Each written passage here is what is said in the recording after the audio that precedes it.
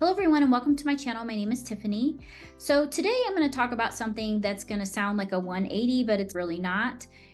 I'm here to talk about why you don't need human design or anything else for that matter. And this is something I've really been thinking about. And the anything else includes astrology, it includes numerology, it includes Myers-Briggs, and it includes Enneagram discs, those sorts of things. Now, I'm going to say first that I am very passionate about human design. I'm very passionate about astrology. I'm very passionate about Myers-Briggs. These are tools that I've used for quite a long time. I'm almost 50 years old, and I just had a long time of paying people and paying to understand more about myself through these different tools or through these different frameworks. But it's really just been occurring to me lately that we really don't need this stuff. At the end of the day, we just don't even need it because, hear me out. So I'm not saying don't ever get a human design reading or don't go see your favorite astrologer. I'm certainly not saying that because it can be super useful. But when it comes to like self-discovery and really trying to figure out our purpose or why we're here or how to move through the world in alignment, it all comes down to like all of these tools are validating because it's telling us to come back to ourselves. I know this sounds so reductive, but it just really struck me that our body knows what is right for us, right? Our inner knowing knows what is right for us. And the problem is that we get so stuck on external voices telling us how to do things, or maybe we're witnessing somebody else, like a parent or a sibling or something like that, doing things a very specific way. We're hearing voices tell us to be successful, you need to be consistent and disciplined, right? Or to lose weight, you can't eat after 7 p.m. or whatever it is. And the problem is that we start hearing all these things, we're inundated with all this information, and we stop just tuning in, getting quiet with ourselves, and start feeling what it feels like when things are in alignment. So how does it feel in my body? When something feels energetically correct for me, what does that expansive feeling feel like? Like how to tell the difference when something feels expansive to you versus something makes you feel contracted, or you're doing it from a place of resistance. And too often, especially women, we're doing things from a place of resistance. We're doing it because we think we should, and we're telling ourselves we have to do it this way and we can't do it another way, instead of tuning in and saying, well, how would it feel to do it my way? And what is my way? And really start to kind of sit with those questions and be willing to try or experiment with the answers that come up. So let me give you a couple of examples to illustrate what I mean. So for example, I said earlier, the world tells you to be successful, you need to be consistent and disciplined, right? From a human design perspective, and I think from a human perspective, we all know some of us are very easily able to be consistent and disciplined, and some of us are not, right?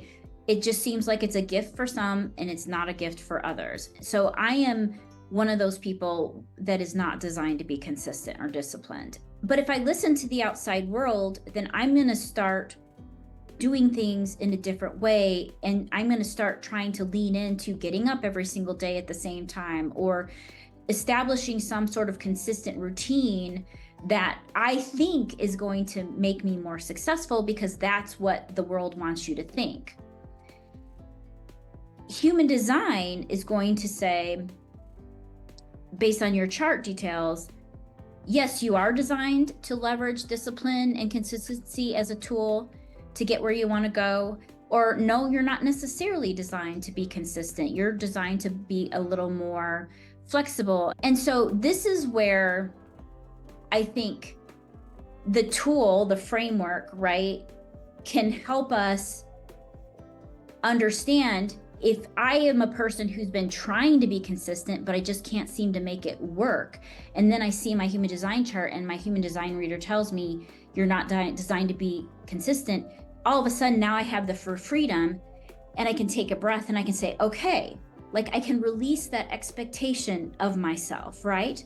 But I didn't need human design to tell me that, because if I would have really just paid attention to the way that I operate, the way that I feel energetically in flow, the way that I move through the world that feels expansive, that feels good to me, instead of listening to those outside voices, then I would have come to this on my own without needing some external source to validate that for me, right?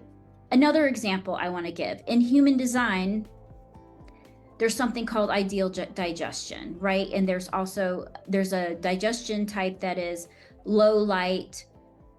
And what that means is some people are designed to not eat in daylight when the sun is out, and they're more designed to eat later in the day.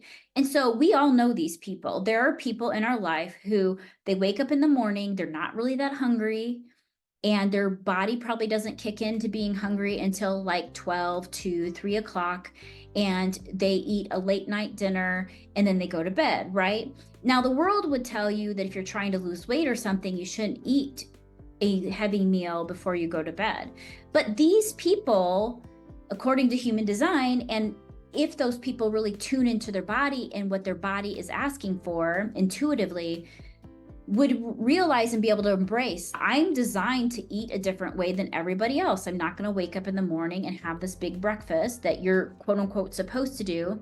So anyway, just kind of food for thought. But that's really what I wanted to say is if you don't want to spend the money on astrology, you don't want to spend the money on a human design reader, any of that stuff, really just start paying attention to what makes you feel expansive, what makes you feel good, what makes you feel in alignment. How does that show up for you? And also start to recognize, where am I allowing external voices or the influence of other people make me feel like I'm doing things wrong, make me feel like I should do things a specific way, and start tuning into how to do it in a way that feels right to you. This is all easier said than done, but my point is we really don't need these tools. I think that they're great. I think that they're like, I don't know, 90% correct.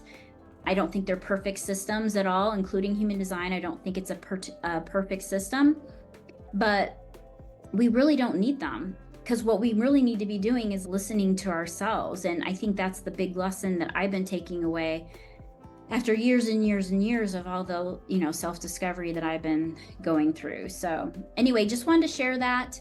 If you have any questions or comments, would love to hear them.